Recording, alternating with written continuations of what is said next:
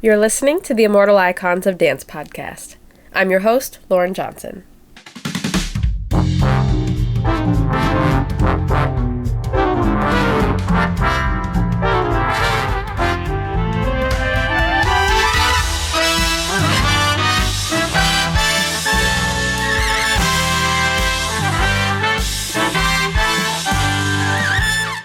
This episode is the Season 2 finale, and I had to make it special.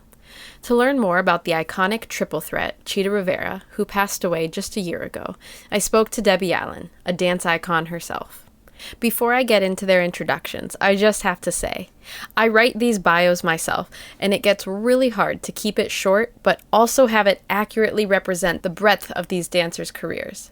The nature of this podcast is that I'm always talking to icons about other icons, so of course they have enormous bodies of work that span many decades and forms of media. But I gotta say, trying to sum up Chita and Debbie in these intros has been the most difficult yet.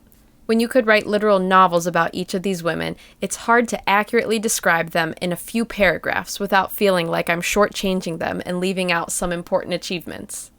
But I trust that after you listen to this episode, you'll check out the YouTube playlist in the episode description, where you can watch more interviews and videos of these two women that I've curated just for you. So let's dive in. Chita was born Dolores Conchita Figueroa del Rivero in Washington, D.C. When she was 11, she was enrolled at the Jones Haywood School of Ballet, where she received her early training. When she was 15, George Balanchine visited the studio and chose her to come to an audition at the School of American Ballet. From her audition, she received a scholarship to attend SAB. While still a student, she attended an audition for the national tour of the Broadway show Call Me Madam. She went only as a favor to her friend, who was nervous to go alone. Chita at the time felt musical comedies were beneath her abilities as a serious ballet dancer. The choreographer of this show was Jerome Robbins, and lo and behold, Chita booked a spot in the chorus, and her friend who had convinced her to join her at the audition did not. After 10 months on the tour of Call Me Madam, Chita returned to New York. In 1950, at the age of 17, she made her Broadway debut in Guys and Dolls, and through the rest of that decade, she appeared on Broadway in Can-Can, Seventh Heaven, Mr. Wonderful, starring Sammy Davis Jr., Shinbone Alley, and West Side Story, which featured her in her breakout role of Anita. In the 1960s, she starred on Broadway in Bye Bye Birdie and Bonjour, earning her first Tony nomination in Bye Bye Birdie. She was also featured in the 1969 film Sweet Charity, directed and choreographed by Bob Fosse. In the 70s, Chita originated the role of Velma Kelly in Bob Fosse's Chicago, playing opposite Gwen Verdon as Roxy Hart. She received her second Tony nomination for Chicago, and also paved a pathway for dancer, singer, actors that came after her. The show has become standard in musical theater repertoire in schools and regional productions, as well as the long-running Broadway revival, which has given so many dancers the opportunity to take on a leading role that exhibits all their strengths. In the 1980s, Chita starred in the shows Bring Back Birdie, Merlin, The Rink, and Jerry's Girls, and she won her first Tony for The Rink. In 1993, she won her second Tony for the role of Aurora in Kiss of the Spider Woman.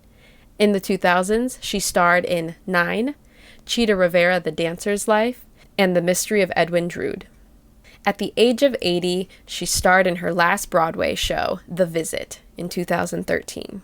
During her career, she appeared in several films and many televised variety shows, quite a few of which are available to watch on YouTube. In 2002, she received the Kennedy Center honor. In 2009, she was awarded the Presidential Medal of Freedom, and in 2018, she received the Tony Award for Lifetime Achievement. In 2023, at the age of 90, Chita gave her last major public performance at Lincoln Center.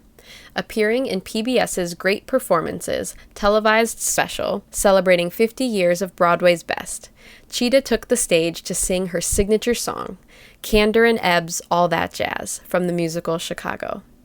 I was lucky enough to be working in the theater during this performance. It was a performance I will never forget.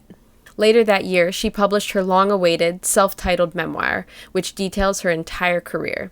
I highly recommend you get your hands on a copy and read it. In this interview, I sat down with Debbie Allen to find out what Chita was like as a mentor. Debbie Allen was born in Houston, Texas in 1950, where she had a difficult time getting the dance training she wanted because of segregation in the South. For a period of time, her family moved to Mexico to escape discrimination, where Debbie was able to study ballet at the National Ballet of Mexico. When she returned to Texas as a teen, she gained admission into the Houston Ballet Academy. After high school, she attended Howard University and earned her degree in theater and classical Greek studies. From there, she moved to New York City to pursue acting. In 1970, at 21, she made her Broadway debut in the chorus of Pearlie. In 1973, she appeared in the Broadway show Raisin, and in 1978, she was in Ain't Misbehavin'. It was her 1980 portrayal of Anita in the revival of Jerome Robbins' West Side Story that brought Debbie into close contact with Chita. In 1986, Debbie performed in her last Broadway show, taking on the title role in the revival of Bob Fosse's Sweet Charity. She was nominated for Tony Awards for both Anita and Charity. Debbie is possibly most well known for her film and television career. She continues to work as an actor, choreographer, director, and producer. In the 80s, she starred in 6 seasons of the TV show Fame, providing the choreography for the entire series. She has appeared in dozens of other sitcoms and dramas over the last 50 years. Younger audiences might recognize her as Dr. Catherine Avery from ABC's Grey's Anatomy, where she's been not only a recurring character since 2011, but an executive producer and director as well. She's won 6 Emmy Awards, 1 Golden Globe, 5 NAACP Image Awards, an Astaire Award for Best Dancer, an Olivier, and she has a star on the Hollywood Walk of Fame. In 2020, she received the Kennedy Center Honor and has been an artist in residence at the center for more than 15 years. Debbie's greatest legacy is her dance academy that she opened in Los Angeles in 2000. For 25 years, Debbie and her school have been nurturing young dancers in disenfranchised communities and have given them the tools to go on to have careers on Broadway, in film, television, and concert dance. It was my absolute honor to sit down with Debbie and hear about her relationship with our beloved Chita Rivera. I hope you enjoy the conversation as much as I did.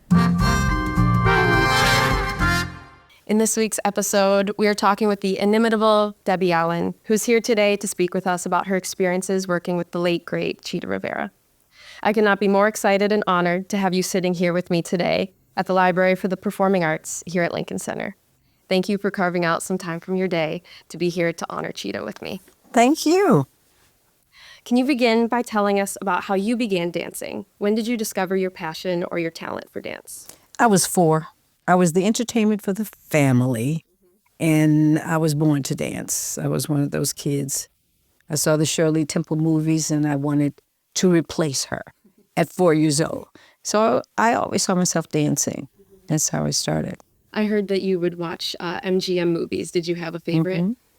I can't say there's one because I watched them all. When I grew up in Houston, Texas, on Saturdays, there was just a long stream of musical films that would come on television every Saturday, and I watched them all. Yeah. So I can't say there's one favorite because it was more about learning about the artists that were in, my identifying with seeing the Nicholas brothers, or my identifying with Shirley Temple, my identifying with Ruby Keeler, or some of the Lena Horne, some of the great artists that were in these musical films. Did you, as a girl, see yourself immediately did you see a path for yourself? I wanted to replace Shirley Temple, so that was my path. And it was tough because everything was segregated and Black people were not encouraged to train in ballet or couldn't go certain places. And when we get to talking about Chita, I didn't even see West Side Story until many years later because every theater was segregated. Mm-hmm. Can you tell me more about what it was like trying to get training in the 50s and 60s in segregated Texas? What was your journey there? Well, I went to the local DeBato studio, which was lovely. My first class was tap.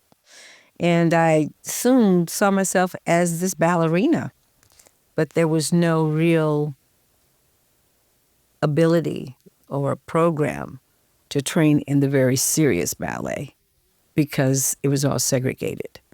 And so my mom was always an exceptional, extraordinary woman who paid attention to her children, and she found an instructor for me who came to the house, and that was wonderful. But it was hard, as a kid to have these limitations, which is unsettling that we're living in a time where it looks like it's kind of going back to that now.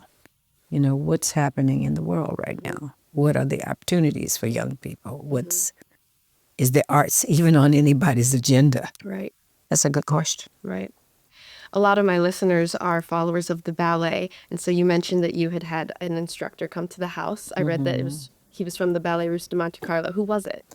Well, he's not. His name was Harold Richardson. Okay. I don't know if anybody would know him, but he was a very lovely man, and he was very kind, and he was very, very demonstrative and strict. He put me on a path that I've stayed on all these years. So after your childhood, at what age then? Because you moved to Mexico. Right? Yes, I moved to Mexico. In Mexico, I was turning 10 years old. Okay. So it was a wonderful revelation, which Mama had always talked about, that the world was not segregated, that the world was not how it was in my small city of Houston, Texas. The world was a bigger place.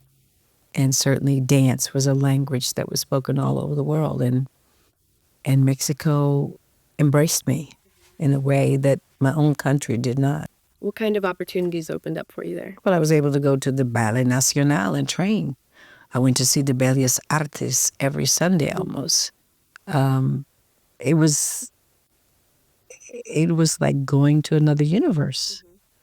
It was a wonderful experience. I'm grateful for it. And you learned to speak Spanish there as well. It helped me play Anita in West Side Story. It laid the foundation there for That you. was there, everything. Yeah, I learned Spanish, not the best, but I also learned it with no accent, so I could certainly mimic an American person speaking English with a Spanish accent, which really put me in a really great place for West Side Story. Yeah. Most people thought I was totally Puerto Rican.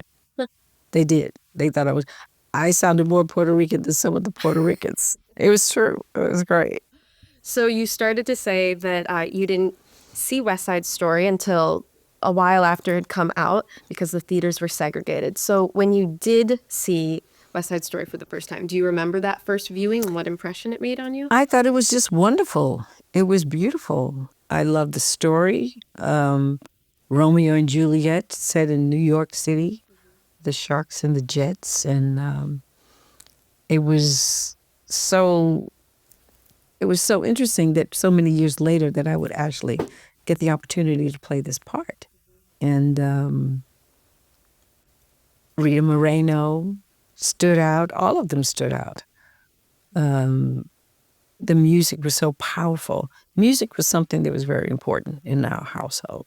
My mother was a classical pianist, and so I grew up with Rhapsody in Blue and Clair de Lune and all the great classics. She played all of that. So this music was so dynamic, and the dancing was incredible. So it made an impression. Mm-hmm.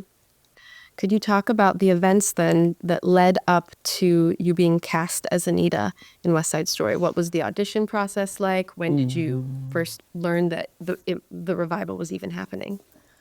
Well, I think they had almost pretty much cast the revival when they asked me to audition.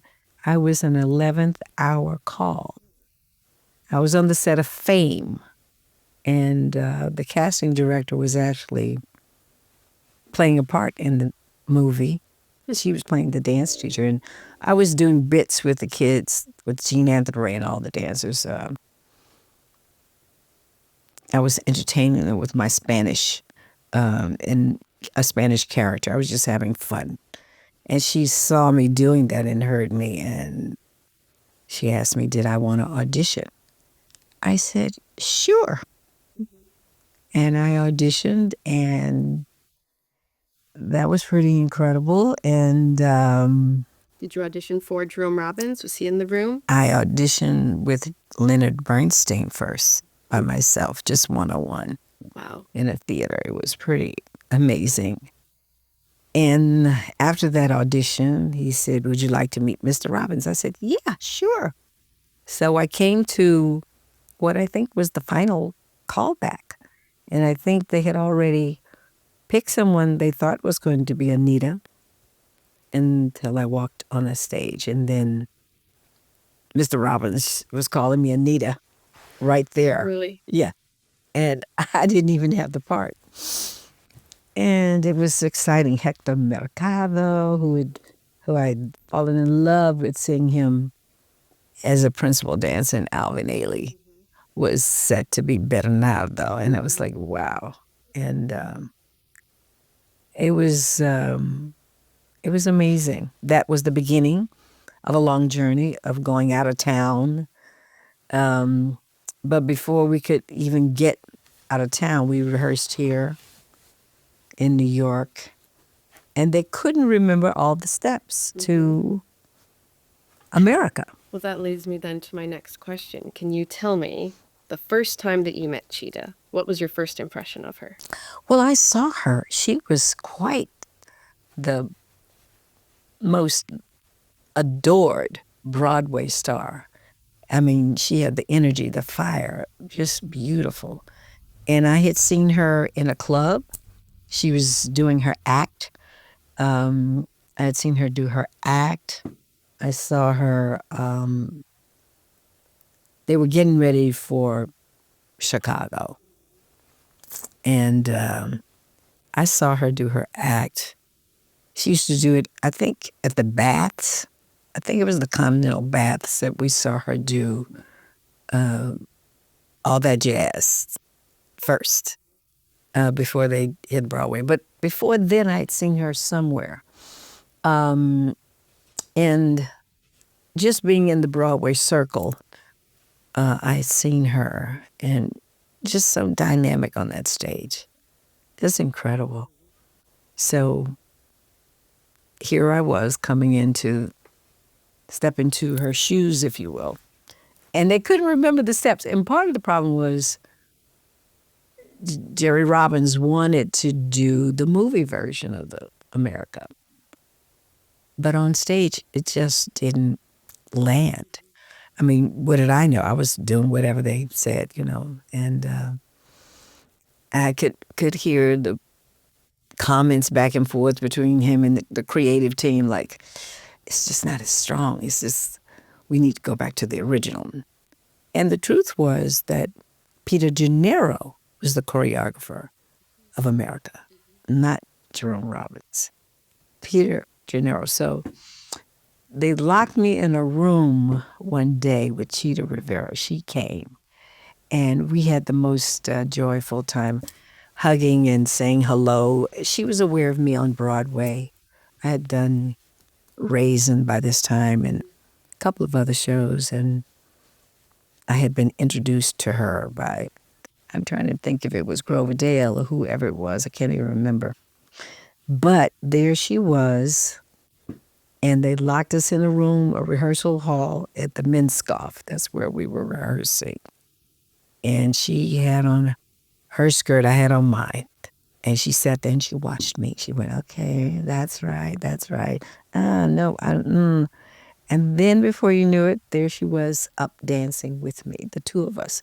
And I mean, every gypsy that was in there, she was trying to break in that room and see what was going on, because the energy was so explosive it could have blown the windows out, the two of us together. And she got most of it, but there was a section she couldn't quite remember. And but we worked to the end, kick, drop, hold, and you're supposed to be on a forced arch holding that position. She said, if you hold that position opening night, I'm going to slap your face. I said, okay. So, but then they had to bring Peter in. Then Peter came and rehearsed with us. And Peter, of course, he knew it because it was his choreography. So that was our beginning. And she was just so loving to me. And I think she certainly saw her younger self in me, that young one who's ready to get out there and get it with all that power. That's who she was. Power, personified, energy, grace, beauty, all of that. Comedy, heart. Just name the descriptions of her performances can go on and on and on. Did she coach you any further in the role, or was Well, it yeah, just she for just America? coached. It was America. It was America. That was it. Because Gerald Friedman was co-directing with Robbins, and there was Robbins, you know, and he was wonderful to work with and very. I loved him. Some people thought it was difficult, but I loved it. He would change my performance every week. He'd say, "Try it like this." I said, "Okay." Then he said, "Now go this way," and I said, "All right." It was like, an acting exercise, if you will, with dance involved, all of that. And boy, did he terrorize those jets. They were never good. They were never good enough for him. He terrorized them. But I could tell he respected me. And he would be like, I remember opening night, the day we were opening, and he looked at me and says, "Anita, do you want to rehearse? Do you want to go over this?" I said, "I think I got it, Mr. Robbins." He said, "Well, do one thing today. Today." I said, "What?" And he said, "Do it the way you did the very first time you learned it." I was like, "What?" I'm talking about the whole performance, not just America. And then I knew he was giving me that baton to do it. He was letting me own it, which was so great. So Cheetah came opening night, and she slapped my face. She slapped my face. It was so great. And we hugged, and we maintained a very vibrant relationship for years and all these years.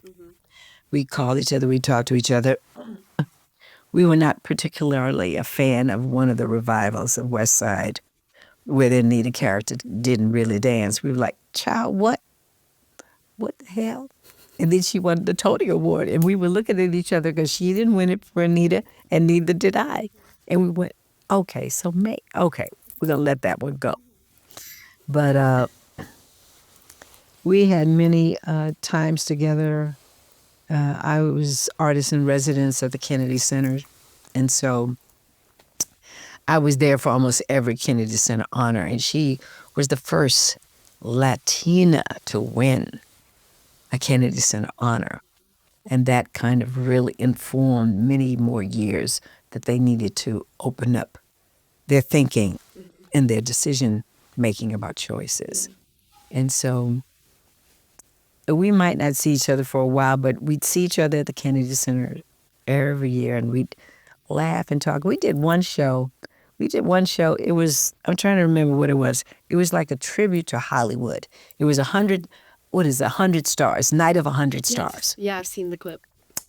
And everybody was wearing white, and everybody did their various parts, and they had all the dancing, fiercest dancers, Baryshnikov, Goodenough, Cheetah, I just named everybody was there. And we were rehearsing one day. Cynthia Gregory, I remember putting on Cynthia Gregory's tutu, and it was so big on me when she wasn't looking. I put it on. We laughed about that. And then I was rehearsing, and Ginger Rogers came in. And when Ginger Rogers came in, everybody turned into salt. They didn't care about any of us, including she. They didn't care about any of us. And I was dancing. We were doing a number, and someone pushed me over, and I fell off the stage. I said, "I fell off the stage. I fell off the stage." And we laughed about that forever because I fell off the stage and nobody even knows. It was funny. It was so funny. But, and I saw her act wherever she was. I remember being on the road somewhere. I was doing a movie. I think it was in North Carolina. I think I was directing Stompin' at Savoy. And I looked up, and she was doing her act somewhere near. We drove down to see her. And I saw her at the Annenberg. That was the last, like, real performance of hers that I went to see, that I got to see.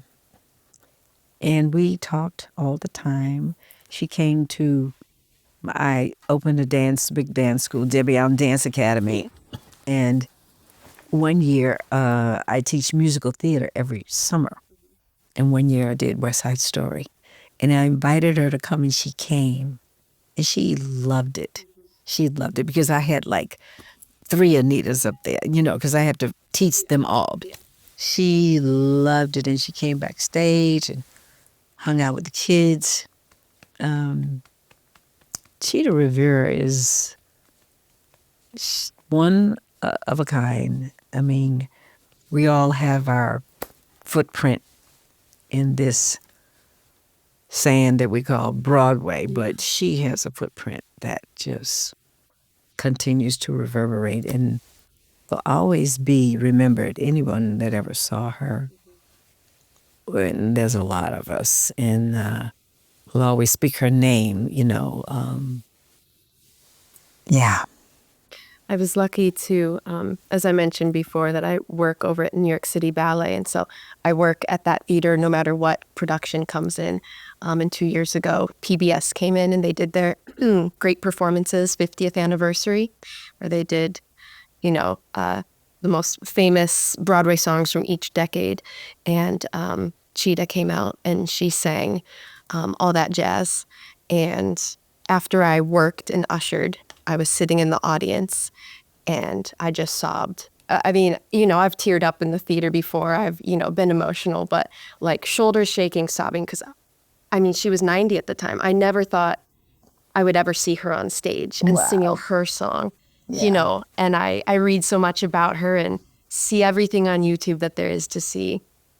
And I just couldn't believe that, for that one moment in time, we were in the same theater and I was seeing her do, her song. So I was very grateful that that happened. And I did, when her book came out, I went to her book signing and I got to just shake her hand and say hello and thank her. And nice. That meant everything to me. Yeah, amazing. And could you tell me, I don't know if there were you talked about the Night of 100 Stars. I always look at If They Could See Me Now, the performance of Sweet Charity with you and all Chita of us and BB.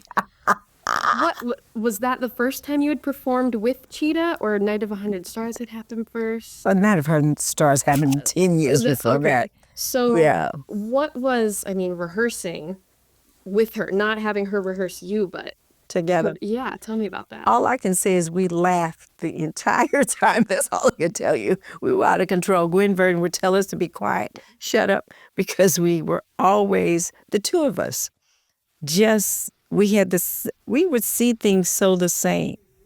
And we didn't have to say much. All we had to do is see something, look at each other, and then we were gone. Yeah. We were done. Yeah.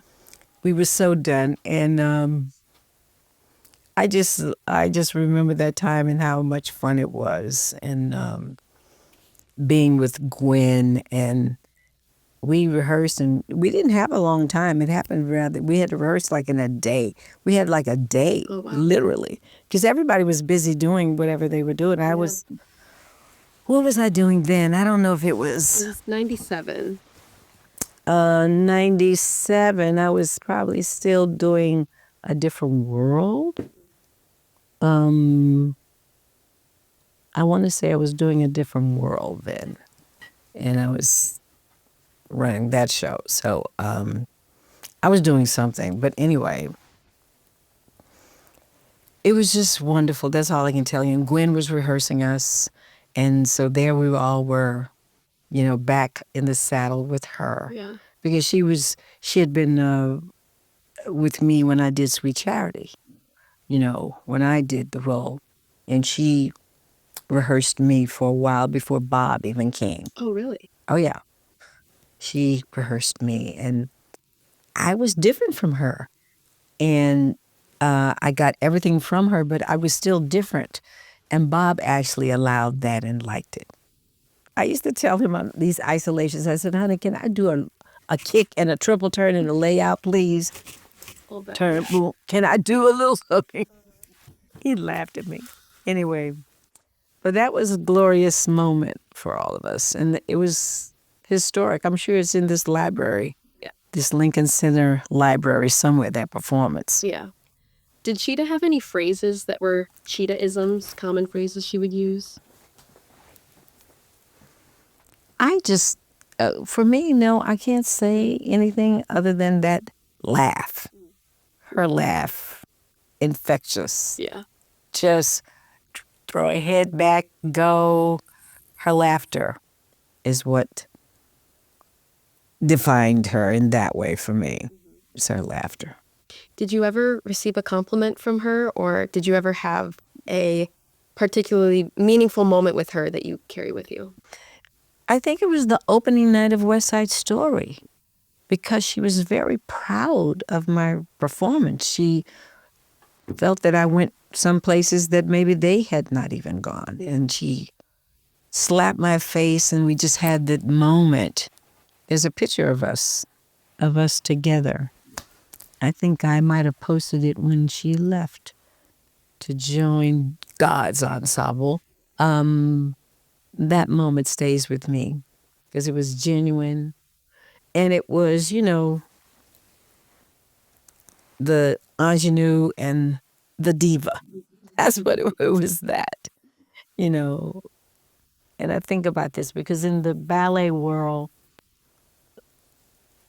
the prima ballerinas retire, but they always stay to bring up the next generation. And they mentor them, they train them, they help them get there. Yeah, I've seen these wonderful films of Pletskaya teaching and different great prima ballerinas coaching. So that's what she was for me. And, Yeah. that moment was great. Yeah.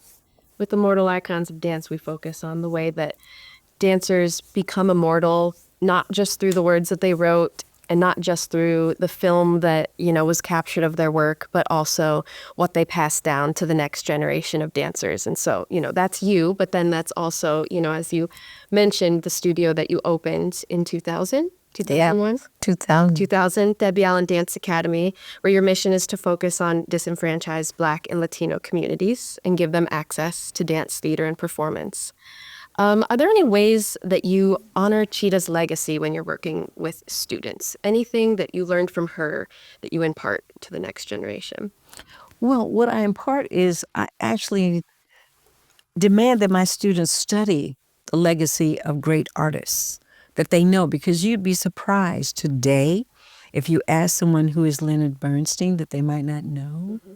If you even ask them about Fosse, they're so into the little TikTok and so into this myopic world of sometimes competition, what they're doing at that moment. They don't have enough history.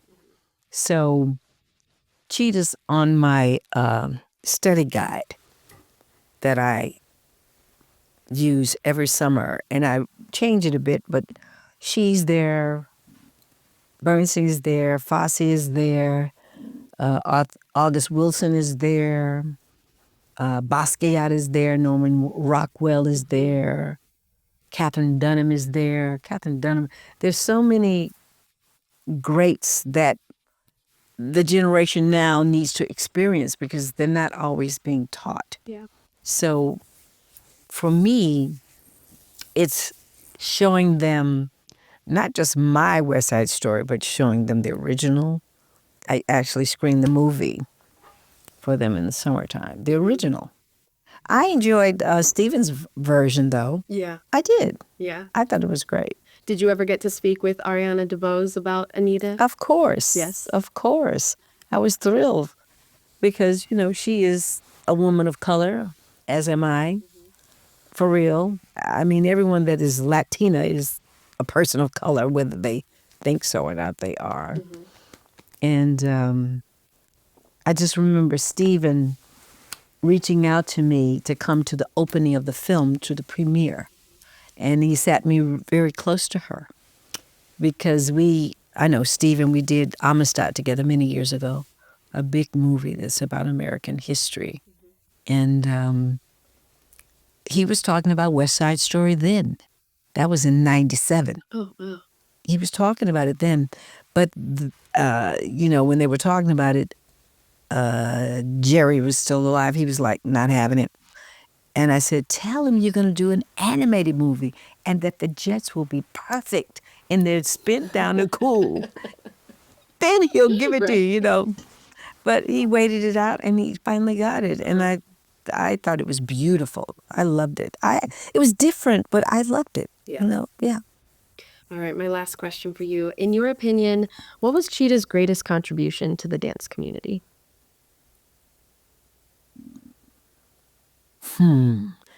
I think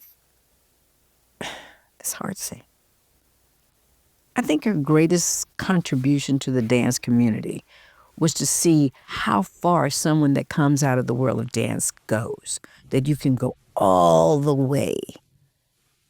Develop yourself as an actor that lands in big television shows, in movies, and maintain the Kennedy Center honors. This is as a dancer that you go all the way.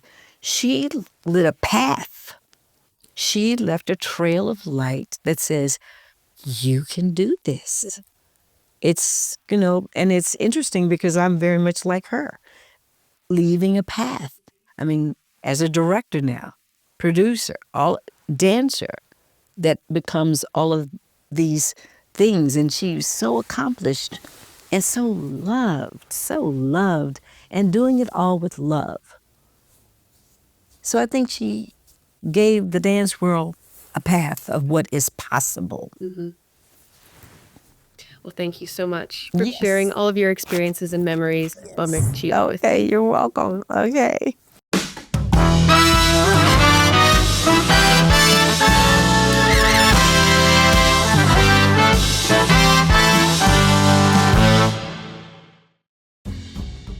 The Immortal Icons of Dance podcast is written, produced, and edited by me, Lauren Johnson. Our music is written by Shelby Rassler of Jenkins and Rassler. Technical support is generously provided by Libby Lessenhop.